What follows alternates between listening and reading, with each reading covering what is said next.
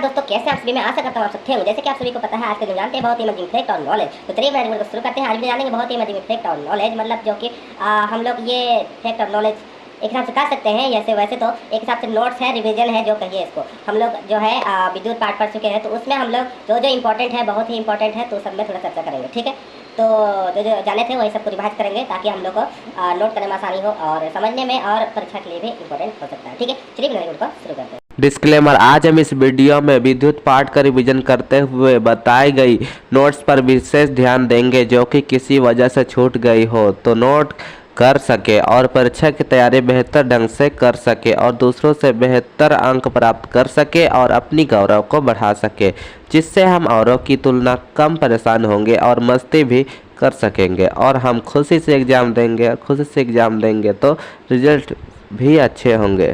तो सबसे पहले हम लोग चर्चा करने वाला में है आई बराबर क्यू टी। ये जो फार्मूला होता है, ये विद्युत धारा निकालने का फार्मूला होता है। इससे हम आवेश भी निकाल सकते हैं, समय भी निकाल सकते हैं। ठीक है, तो ये फार्मूला बहुत ही इंपॉर्टेंट है, यानी विद्युत धारा बराबर क्यू यानी आवेश बटा समय। ठीक है, अगला है हम लोग का भी बराबर आई आर। ये ओम का नियम है। ठीक है, इसे हम लोग बाकी चीज़ भी निकाल सकते हैं, विद्युत धारा भी निकाल सकते हैं और विभव विभवांतर भी निकाल सकते हैं। ठीक है, उसके बाद अगला है हम लोग का श्रेणी क्रम।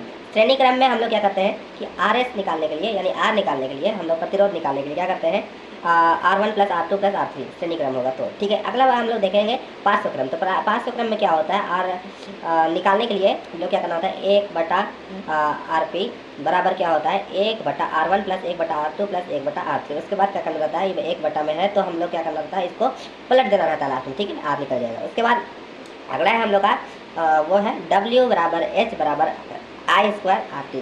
तो W का हो गया कार्य और H का हो गया ऊर्जा। ठीक है, तो ऊर्जा उतना ही होगा, मतलब कार्य उतना ही होगा जितना ऊर्जा है। तो हम लोग कार्य उतना ही कर सकते हैं जितना ऊर्जा है। तो एक हिसाब से ऐसे टाइप में हम लोग याद कर सकते हैं इसको। तो दोनों क्या होगा, I² RT होगा। ठीक है, ये फार्मूला हम लोग जब भी ऊर्जा निकालने के लिए कहें, क्या ऊर्जा ज्ञात करने के लिए कहें, या फिर कार्य ज्ञात करने के लिए कहें, हम लोग ये सबका फार्मूला लगाएंगे। ठीक है, फिर अगला है P बराबर W बटा T। तो इसको निकालने के लिए हम लोग यही फार्मूला लगाते हैं, या फिर इसको और संयुक्त रूप में हम लोग कर सकते हैं I² RT बटा T, इसको भी लिख सकते हैं। ठीक है, उसके बाद अगर हम इसको भी और काटते हैं तो I² R आ जाएगा।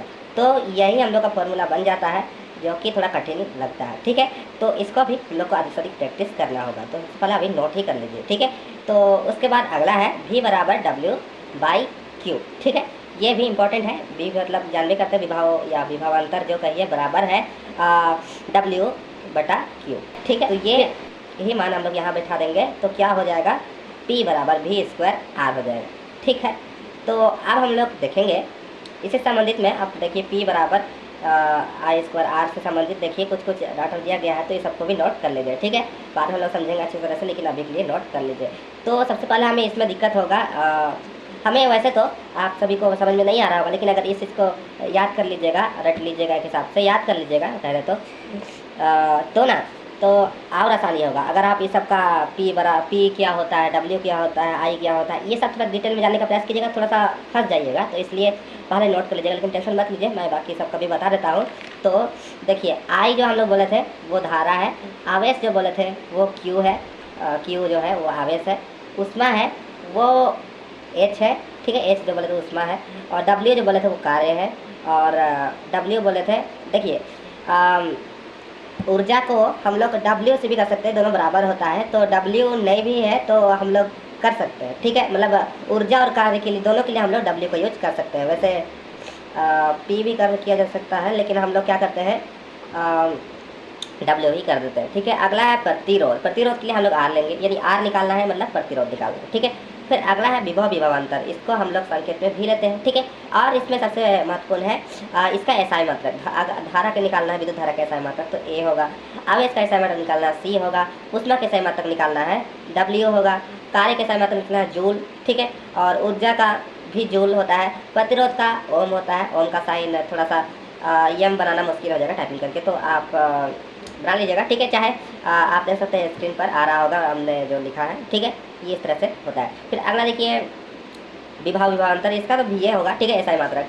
तो हम लोग के लिए ये सब बहुत इंपॉर्टेंट है, तो हम लोग को थोड़ा ध्यान देना पड़ सकता है। ठीक है, तो मुझे आज से आप सबको बहुत कुछ जानने को मौका मिला होगा, बहुत ही इंपॉर्टेंट हेल्पफुल रहा होगा वीडियो।